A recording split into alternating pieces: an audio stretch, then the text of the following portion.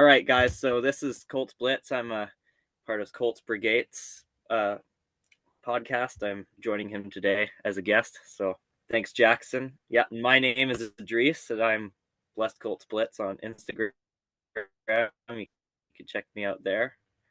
Do some content there. So yeah, pretty cool stuff. But today we're gonna do our post-draft review, kind of grades or whatever, kind of. So yeah, I guess we'll get into the first pick, which is Tyler Warren at 14. For me, Tyler Warren's got to be A+ pick. We didn't even have to trade up for him when everyone thought that we'd have to trade up to 8 or maybe 6 to even get him. Like, that's an A+ pick. Biggest position of need at tight end. It really adds an element for Ritson and the short game, middle of the field. A guy who's obviously versatile at Penn State, really played. You could put him anywhere in the backfield, at receiver. He could run, he could throw, he can sling it, he can run.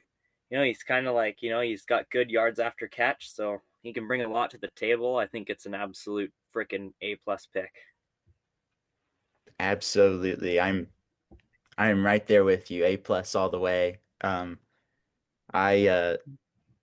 I know you had a strong feeling about Warren possibly getting to us on draft night, and I know I certainly felt that way, just a gut feeling. But yeah, seeing that Colts behind the draft documentary this past week and seeing just everyone clap after Miami Dolphins pick went in, I mean, absolute home run. Fills up definitely a big need for the Colts. Chris Ballard wanted his game changer, and boy, did we get one.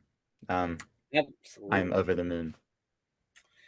I was over the moon too. Like, I was like nervous on draft day. Like, are the Jets gonna pick him? And then I was like, I was watching my old high school's rugby game or whatever kind of thing. And then I got off that, was waiting for the bus, and I saw the Jets picked the tackle dude, and I was like, phew.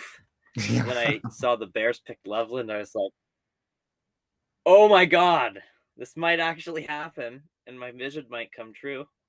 Yeah. Just, I don't even know why. I didn't want to say it because people would have thought I was like crazy or whatever the night before, but I totally saw Tyler Warren as a Colt. Mm-hmm. Mm-hmm.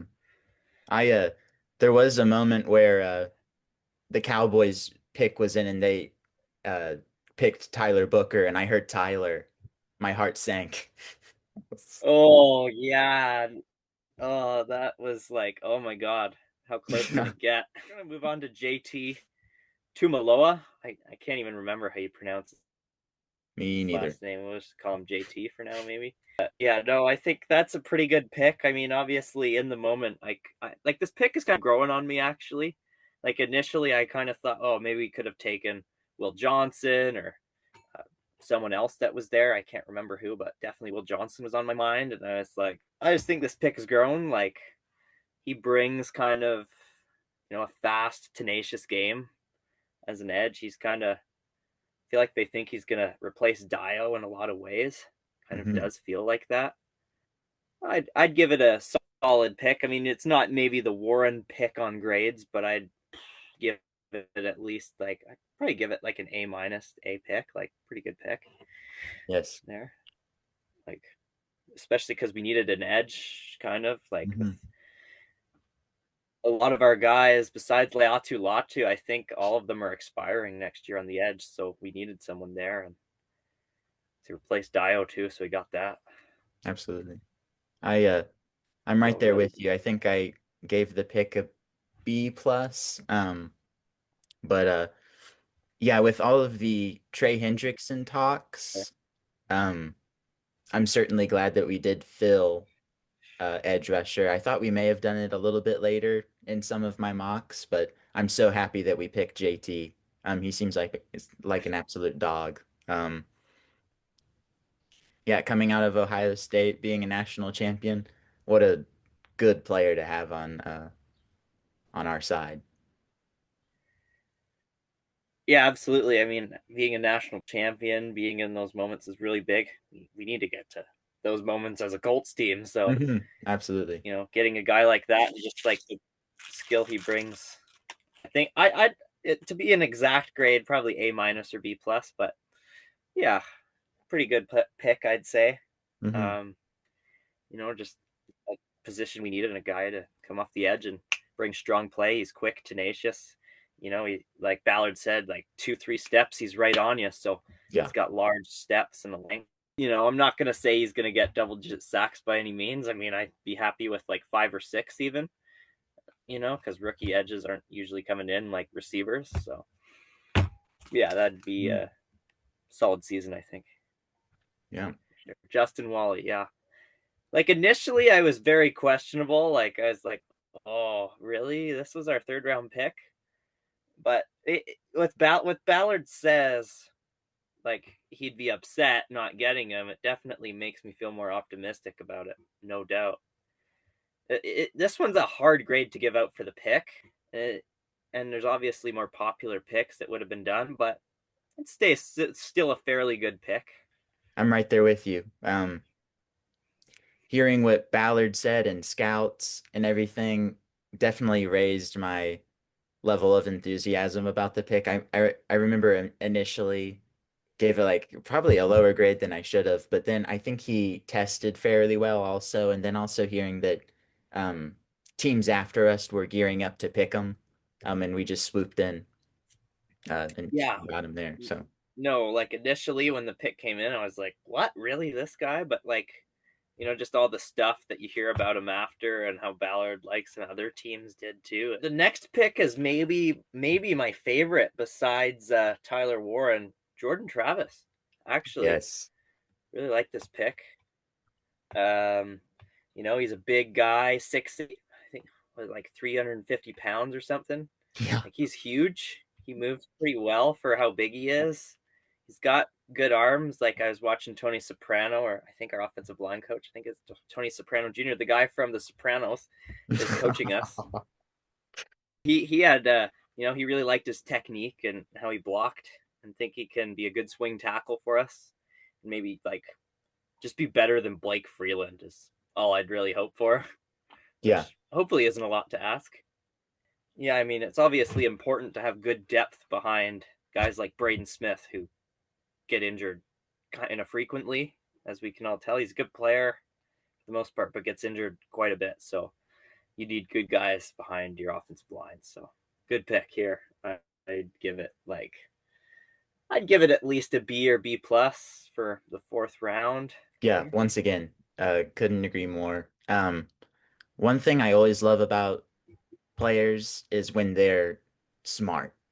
And hearing that he wants to go into law after his time in the NFL certainly made me adore him even more. And then also like or interning with a politician in DC and then all these and then of course being going to Princeton college wise, he's gonna be a really savvy player to rotate in and out of plays, and I cannot wait to watch him play.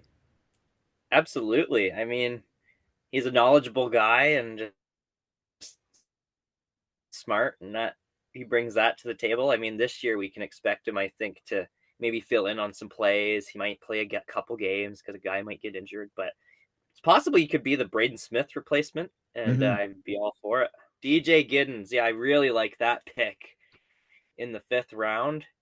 It's like the perfect backup. I think he can. I mean, I don't know a lot, but from what I know, he can like receive out of the backfield a bit, and like is a pretty good runner as well. Like he kind of brings everything well to the game. I mean, he's not going to be Jonathan Taylor for us, but he'll be a good RB2 or 3 depending on how the Colts want to use him or Herbert. So yeah, good RB2 or 3 we added. I think I'd give it B plus A minus here. Talk about a gym. Please. Hearing Yeah, or seeing more and more on Instagram that this is some people's favorite pick of ours is certainly something. But I know heading into the draft, I was definitely desiring a taller back to be like the primary backup to Jonathan Taylor. I really like Khalil Herbert, but this guy looks like he can definitely carry the load and just bully through some people and then take off. super curious how that RB2 battle goes in training camp, obviously, but I think he's got the tools to absolutely be a good backup in the NFL, and for Jonathan Taylor especially. I would certainly trust him more to catch passes out of the backfield than Sermon or Goodson. Oh, I mean Herbert and Giddens, I think, are going to be major upgrades over what the backups we had last year. So Most certainly. yeah, I mean we had like Jonathan Taylor. I just remember the Green Bay, right? And like Jonathan Taylor, for some reason, Steichen put him out the fourth quarter, even though he had like 100 rushes on like 10 or 12 carries. And he's like, I just wanted to get Trey Sermon some snaps. Yeah. That It, just made me like, we could have won the game. hmm Like, I don't know if people even talk about this enough, even in the Frank Reich days. Like, sometimes Taylor would like be going off and Frank would like not give him the carries sometimes, and then we'd lose the game because of it. And I'm like, why didn't we just give him the ball and win the Yeah. game like It's multiple times? it's so weird. And then of course the more traumatic example is week 18, 2020, end of the 2023 season. Steichen takes out Taylor on a 4th and 2 and puts in Goodson to catch that pass. Oh man, yeah, I major questioning on that. Like obviously Minshew didn't throw a perfect ball, but it's like, oh man, why did you have him Goodson in on the final play to determine your season instead of giving it to the most talented offensive player you have on the team? Riley Leonard. Ooh. Yeah, this is an interesting one for me. I didn't really think we needed a QB3 to be quite honest. Like I was like whatever with this pick. Like it's not terrible, but I feel like it's like unnecessary and not like the biggest fan of getting a QB3 when we could have just I don't know, signed someone for dirt cheap. So but Leonard is from what I saw in the meeting is a smart guy, so I don't know. The player I don't mind. The pick could have been used better, I feel like. Yeah, I've been so anti-drafting a quarterback like you that, and I've also been relatively more like pro Jason Bean. But I when we picked Leonard and then hearing how much you wanted to be a Colt, I was like, okay, I like you now. But still going as long as we did in the draft without drafting a linebacker uh is still something that I'm thinking about quite a bit. But um for Yeah. quarterback Yeah. value, relatively good pick. Seems like Ballard's like he explained how we're only using two linebackers, but it's besides the two starters. I'm not like super confident in like any of the guys we have to fill in even for a couple games and be all right. Tim Smith. Okay, I don't really know a lot about this guy to be honest. I know we needed a backup nose tackle kind of player to back up Grover Buck. There we go. To back up Grover Buck. I mean, we got Gallimore in free agency, but we also needed one to. I'm just not sure who's backing up who right Mhm. now, but I mean, we got two. I mean, it can't get much worse than what it was last year. So, Yeah. uh, big upgrades here. It's not like I'm having high expectations, but it's a solid pick, I'd say. Yeah. He's obviously someone that could definitely be subject to being cut, but uh I think Ballard said it in the draft call if you have the chance to prove a lot of people wrong. So uh I'll be looking to see that from Tim Smith. And I think a guy like him coming from a good college like Bama definitely has the chance to prove a lot of people wrong and be a good backup for whomever. I can only imagine he's hungry to prove everyone wrong and make the roster and be a good backup too. So hopefully all works out well. And I do think it's a solid pick here because we needed that position backup. Mhm. And Hunter Wohler, I think he is kind of like our sleeper pick in a way. Again, Ballard like kind of safety linebacker hybrid, Jalen Carlisle's 2.0, you may call it. He definitely could convert well to a linebacker, like he says, just with the intangibles. Like I've watched a little film in that thing. He looked fast. He looked aggressive. He looked like he could tackle fairly well. and he's obviously had experience at safety. So yeah, I mean, I think he could be decent, but that's kind of a wait and see project. So I think it's a solid pick for the 7th round, honestly. But again, just not knowing what to expect with Hunter Wooler.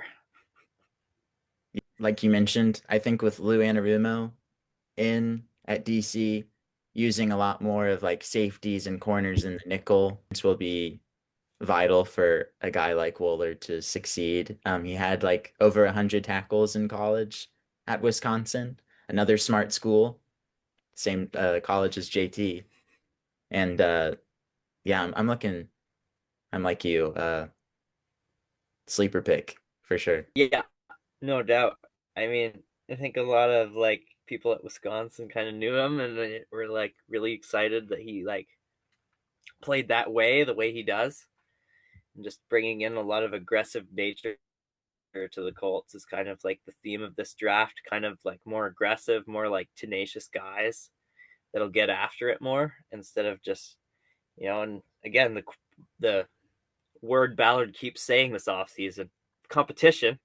Uh, I think he's bringing that in some ways. I do think he could still add competition to the linebacker spot. I know we've certainly mentioned it to each other, but Jermaine Pratt, once he gets released from the Bengals, if he does, uh, look out for him to be wearing the horseshoe, I would think. I would hope. I think so, yeah, because I mean, he obviously played under Luana Rumo and has been used in various ways. He could like be in the sitting back. He could blitz. He could like come off the edge a little bit. So just a versatile linebacker kind of thing. So could be an interesting signing. Again, I'm not sure how he is in coverage. I've heard he's a bit like Zaire Franklin in these ways, but again, would be a solid add. Hmm. Absolutely. There are like post draft grades, overall grade. I'd give it like at least a B plus to A minus probably on the draft. Like in between there though, I think is fair. Yeah, I was initially kind of pessimistic with the draft, but I'm glad to hear other people really liked our draft. So I'll stick with mine and being a B plus. Yeah, A lot of I good think that's depth. fair. I mean, I don't think it was like picked. It was like I don't think every pick was perfect, but I think most picks were pretty good, and so that was good. And then obviously the free agent signings I think were really really good. Besides, I feel like we overpaid Daniel Jones like a little too much, but other than that, I think we did combine them. Global caliber guys. They're gonna make a huge difference for this team that we obviously didn't see last year in the secondary that we desperately desperately needed from this team. I mean, there's no like Nick Cross was really good last year, but he needed someone else to really cover for him, and Blackman was hurt and the year before at this point. I don't know, but he had a pretty good year that year and then just got hurt and didn't really do that well this year, which ultimately led to Ballard saying goodbye and just adding a better player in Cam Bynum. Yeah. I in this make or break year, um, giving the defense the best chance to succeed. Same with the offense. Hopefully Anthony wins that battle. Um, but yeah, I think we're in a good spot. I feel good about the roster Yeah, in this current moment. yeah. I mean, I think the roster for the most part has its holes filled. Like we talked about it pre free agency, how we needed tight end, we needed safety, we needed a number one corner, and I think most of those positions are filled. I mean, it's possible Ballard could sign a guy or two still. I'm not ruling that out at all because he signed Eric Fisher post draft and all that. So It'll be feeling interesting to pretty see if it's Ballard of past years, excluding that Carson Wentz year, as you mentioned. But if he's relatively more quiet, we just really turn our heads toward rookie minicamp and then obviously ramping up to the preseason. So yeah. yeah, training camp, preseason, trying to get towards that goal of being a good team, right? Like it feels like every year we're expecting to win 10 to 12 games, it feels like. And then we always end up 8 or 9. So Yeah. I'm hoping we make that jump and at least get to 10 this year would be a good goal, winning the division. Hmm. And maybe, I don't know, maybe even winning a playoff game is what Ballard needs to do at this point, or two, even. I don't even know. Like, it might be quite a bit for him to keep his job, but he's got to do everything he can at this point, or the team's future is uncertain after this season for sure, I'd Yeah. say. It's not something I really like to think about a lot, but have to mentally prepare myself for um just a total rebuild. No, yeah, I mean, yeah, no, it's hard to imagine right now. I'm just trying to think about this season, how we have some pretty good pieces. We just need to, obviously, on paper, it shows, but you got to put that product on the field. I mean, I think I've seen um, multiple teams. Like, I'll give you an example in basketball. The Lakers had Dwight Howard, Steve Nash, Kobe, and like Pau Gasol, and they didn't even make it out of the first round.